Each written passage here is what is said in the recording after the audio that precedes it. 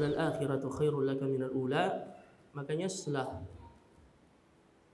Allah menurunkan ayat ini kepada Rasulullah, kata Al-Hafidz Ibn Katsir, Nabi kita Muhammad sallallahu alaihi wasallam menjadi orang yang paling zuhud terhadap dunia, padahal beliau pernah diberi pilihan oleh Allah antara dua pilihan. Pilihan yang pertama, beliau diangkat menjadi nabi dan rasul sekaligus sebagai seorang penguasa atau raja.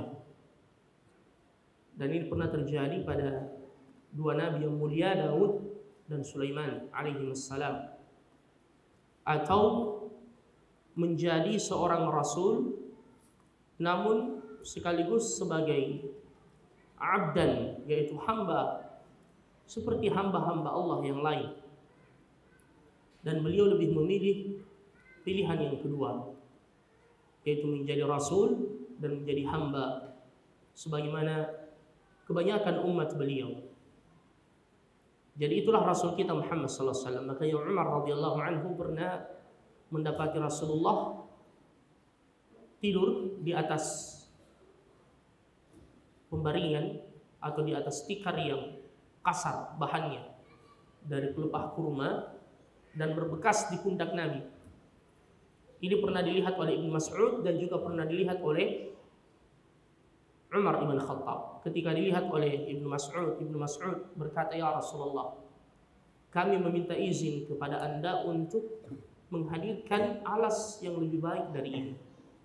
Tapi Nabi sallallahu alaihi wasallam sebagaimana jawabannya kepada Umar bahkan sampai menangis dan berkata, "Kisra dan Kaisar adalah dua dari raja kafir, ya, namun mereka bergelimang dalam kemewahan. Sedangkan Anda ya Rasulullah, Anda adalah kekasih Allah. Lalu mengapa Anda seperti ini?" Nabi kemudian berkata, "Afi syakkin anta ya Ibn al-Khattab?" Apakah engkau ragu wahai Umar, wahai Ibn al-Khattab, tidakkah engkau mau biarkan mereka mengambil dunia namun Allah memberikan kepada kita akhirat? Ya, walal akhiratu khairul laka minal ula. Betapa tidak ayyuhal ikhwah, Allah sendiri yang menyampaikan dalam hadis qudsi, "A'adtu li ibadi ma la 'ainun ra'at wa la udhunun sami'at wa la khatara 'ala qalbi bashar." Saya telah menyiapkan untuk hamba-hambaku yang saleh sesuatu yang belum pernah dilihat oleh mata, belum pernah didengar oleh telinga, bahkan belum pernah terbetik di dalam hati mereka. Fala ta'lamu nafsun ma ukhfiya lahum min qurrati a'yunin jazaa'an bima kanu ya'malun. Tak satu pun jiwa yang tahu apa yang disembunyikan kenikmatan untuk mereka di sisi Allah yang akan menyejukkan mata mereka di hari kemudian nanti insyaallah. Kemudian kata Allah, "Wala sawfa yu'tika rabbuka fatarda." Sungguh kami akan memberikan kepadamu wahai Muhammad, atau Tuhanmu akan memberikan kepadamu sampai engkau ridha.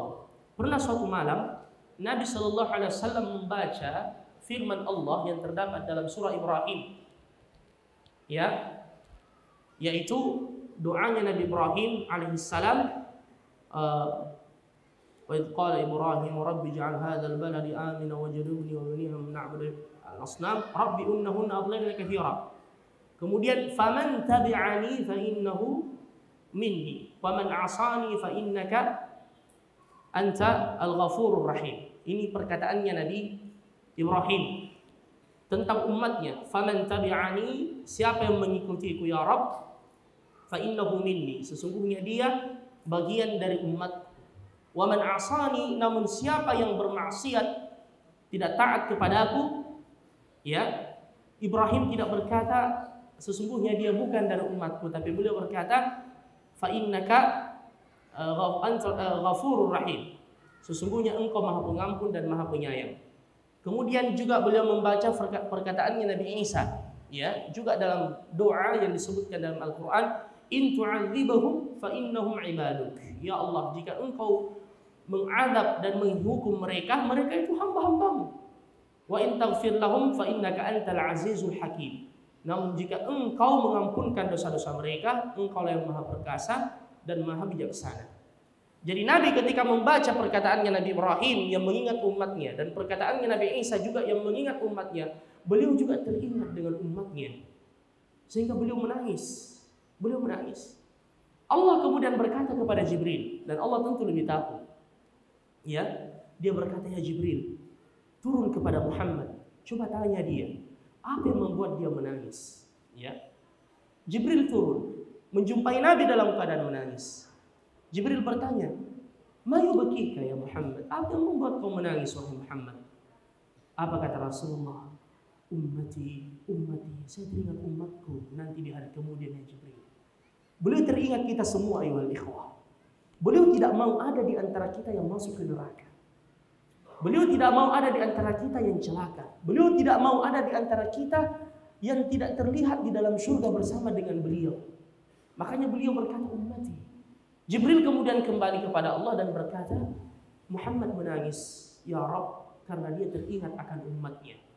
Apa kata Allah? Sampaikan kepadanya Jibril, sawfa nurdika fi ummatika wa la nasu'uk. Sungguh kami akan memberikan kepadamu apa yang kau mau untuk umatmu wahai Muhammad, dan kami tidak akan menyia-nyiakan harapanmu. Ya, jadi ini sebagaimana kata Ali ibn Abi Thalib, arja ayatin fil Quran. Ayat ini bagi kami adalah ayat yang paling membahagiakan. Ya, wala sawfa yu'tika rabbuka fatarda. Karena ini untuk kita semua, untuk umatnya Nabi sallallahu alaihi wasallam. Ya. Makanya di hari kiamat ada yang disebut dengan asy-syafa'atul 'uzma, syafaat yang paling besar. Ya, untuk seluruh manusia, al-maqam al-mahmud. Ya, maqam tempat yang terpuji. Wa minal laili fatahajjat bihi nafilatan laka 'asa an yab'athaka rabbuka maqaman mahmuda. Dan itu miliknya Rasulullah sallallahu alaihi wasallam yang akan memberi syafaat kepada umatnya di hari kiamat. Saya rasa cukup sampai di sini dulu ayat yang kelima, dan kita akan lanjutkan pada pertemuan berikutnya sampai ayat yang ke-11 insyaallah, ayat yang terakhir dari surah Duha. Subhanakallahumma bihamdika asyhadu an la ilaha illa anta astaghfiruka wa atubu ilaik.